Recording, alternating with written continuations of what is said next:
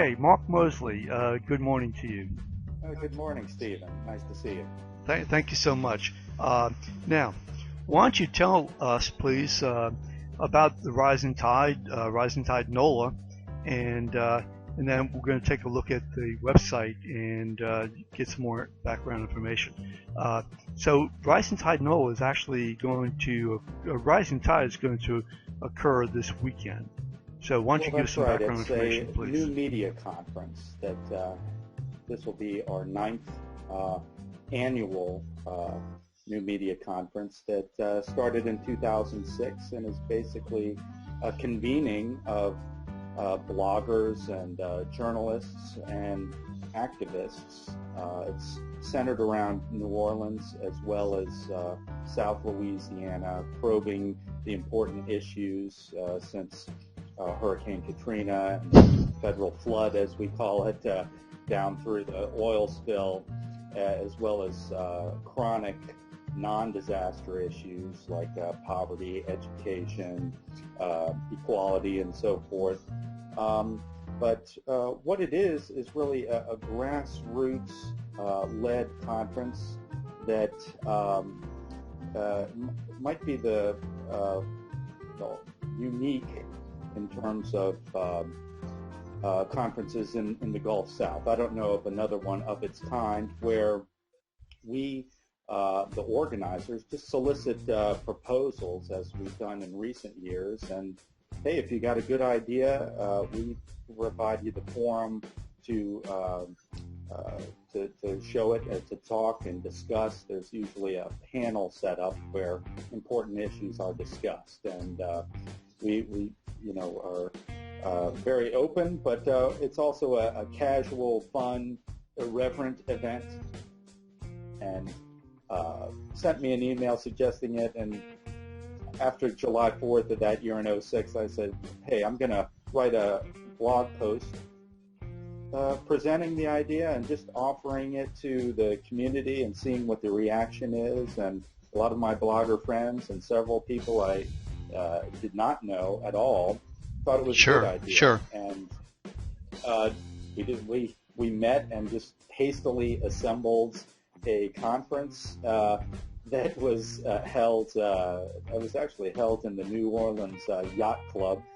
That was right near the 17th Street Canal break. So it was in devastated Lakeview, and the yacht club itself was devastated. There's torn up boats, and it was quite a wild scene. But we were privileged and honored to get two Wall Street Journal reporters, Chris Cooper and Robert Block, who had just authored a book called Disaster, about basically focusing on Homeland Security's response to Katrina and the flood. And they were our featured speakers, and we got some panelists and other speakers, and the most important thing and most meaningful thing to many was that many of us were meeting in one place and seeing each other in person for the first time. So it was very stimulating, and that's how it got started. And there was momentum from that carried on year to year, and the issues always seemed to be there to talk about. And there was a great sense of altruism and volunteering.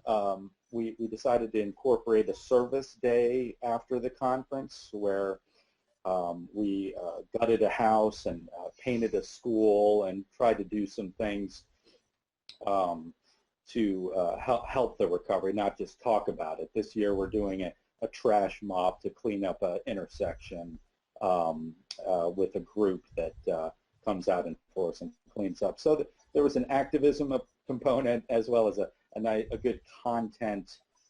We thought a very substantial content portion of the conference, and we're known to party as well. After all, it's New Orleans. That's right. So that's really interesting. it's amazing how things just really sort of take off after a tragedy such as Katrina, and new ideas, new people meeting one another, new people coming in to the area and being instilled and inspired by so much of really what so many of us suffered from and suffered with. So let's talk about what this weekend. Who should attend? Everyone's invited to attend. Really have enjoyed a wide range of attendees, all ages, all experience levels. Not just it's oriented towards bloggers, but students, bored adults who don't have anything else to do during that weekend, activists, and anyone who is interested in the substantial issues facing New Orleans and Louisiana. We'll be talking about education and a variety of other topics this year. What's the cost? So it's what's the cost? The cost is only $20, and that is for an all-day conference, several panels. There's 2 tracks actually, and I'll talk about the second one later. But that also includes a fantastic lunch. We've always had great lunches. So all-day conference and lunch for $20. And if you'd like to attend and don't have time to stay the whole day, you want to see some panels, but can only come in the morning or the afternoon, we do have a $10 conference-only registration option. So it's $10 if you just want to see the conference, $20 for conference and lunch. And if you're unable to make it to New Orleans, I mentioned out-of-state people who are interested, this will be live streamed at our website called at Rising Tide NOLA. It's Rising Tide NOLA. Let's just go through the site real quickly in terms of. So this is where you register. Now the blog.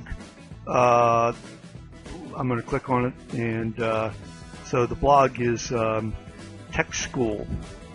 Yes. Okay. Yes, that's the second track I mentioned, and it's it has alternative programming. You'll see the programs we have. That's more of a nuts and bolts thing.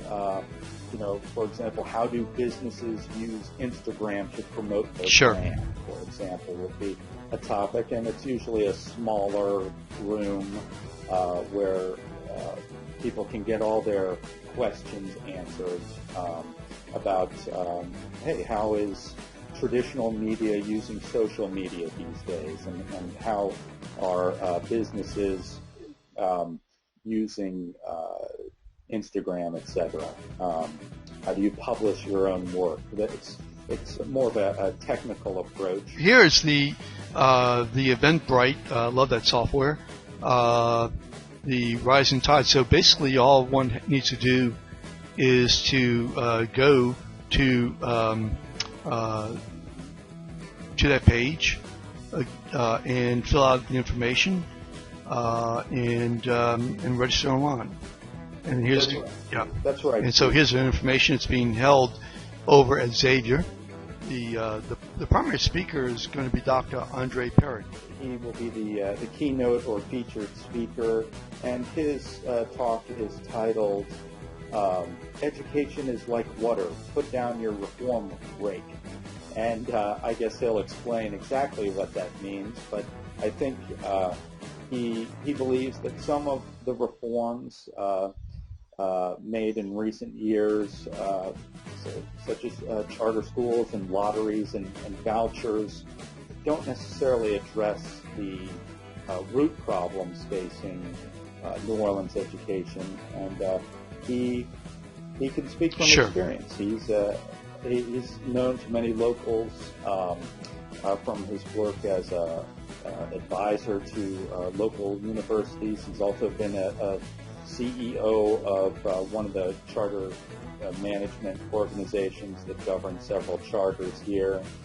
He's a distinguished academic who's been featured in a number of high-profile places this year, as well as an author on education. So since that's a hot topic, he's going to have a stimulating talk, and we're looking forward to it. But let's go ahead and go to media, and so this let me just explain what you might see here. Those are some of our video highlights from previous Rising Tide conferences on schedule.php. Sure. But we are doing our best to link to it in our promotions, and that has the schedule, which is summarized a bit on our blog as well as the Eventbrite. Okay, so real quickly, if I might, and that is, okay, so here's the page here. Here's Rising Tide 9, 2014. Yeah, that's it. Okay, and we see that, so it starts at registration for 9, but the first program starts at 10. And the first program is the using mobile devices to uncover seemingly lost historical memory of the Confederacy, leprosy, and white supremacy. That's really interesting. Is there a relationship between white supremacy and leprosy? not that I know of. But, perhaps I think it's just a variety of things that were discovered using mobile devices, and I'd love to see how they tie those things together and other topics to show what can be discovered about the past that's perhaps been forgotten. And going down here, okay, we have the building capacity in marginalized communities, and moderator Scott Sternberg, and the panelists are Curry Smith, Kelly, please help me with that. Okay, David Baker, Associate Editor of Louisiana Weekly, Richard Pavlik, and moving down, the keynote speaker. Yeah, go ahead. That is, all of those are members of the Young Leadership Council, the YLC, which many people might be familiar with, and they'll be talking about capacity, as in what are the resources and skills and needs of the community to overcome challenges, whether it be a disaster event or a chronic problem. I'm looking forward to that one. And we provide all kinds of information on our pages with bios for panelists and extended descriptions of the topic. So I appreciate you showing that and running through. Oh, sure, absolutely, and so it will focus on cultural, economic, educational, and social challenges that New Orleans, most vulnerable communities face. YLC, they do absolutely terrific work. Really, absolutely. And so, again, here is the Andre Perry, and that's for the keynote is at 2 o'clock, and then at 3 o'clock you have a panel which is Saga et Treme. Am I correct? And this is the story of how a quest for personal resilience exposed incompetence and waste in government. Yes, it's described there, but in short, a city planner who knows a few things about architecture just found some shoddiness and waste at the local Treme Center, especially in the pool area she had been enjoying, and she started digging, and it's just a case example of seeing something that's wrong, a citizen seeing something that's wrong, and having a little bit of expertise in the area, trying to get results from City Hall, and it's not necessarily a pretty story. Okay, so 4 o'clock. Yes. At 4 o'clock, it's about religion. So you're closing it out with religion. Yes. Religion since Katrina, and just talking to a diverse array of faith and spiritual leaders that have been instrumental in the recovery of people's spiritual health and psychological well-being since Katrina. So there'll be a nice array of panelists there. And like I mentioned before, if you can only come for the afternoon to see, say, Perry and the last two panels, that's an option, as well as the live streaming broadcast. That's great. I mean, I personally went to one, and I thoroughly enjoyed it.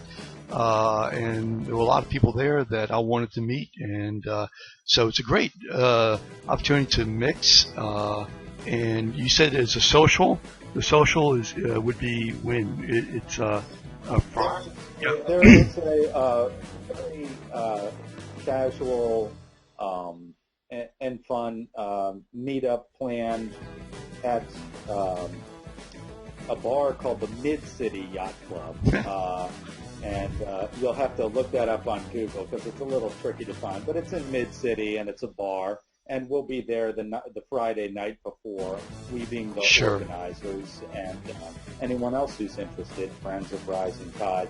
And we don't try to overdo it because tomorrow's the all-day conference.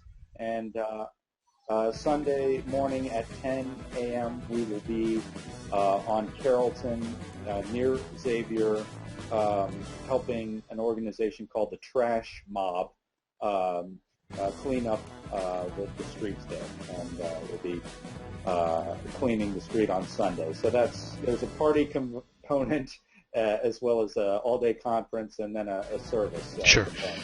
Well, I tell you, it sounds really exciting. Who are some of the organizers? Sure. Katie Monat, who is she's at Bird on the Street or on Twitter, and her blog is Bird on the Street. She is our president this year. Lance Vargas does all our amazing graphics.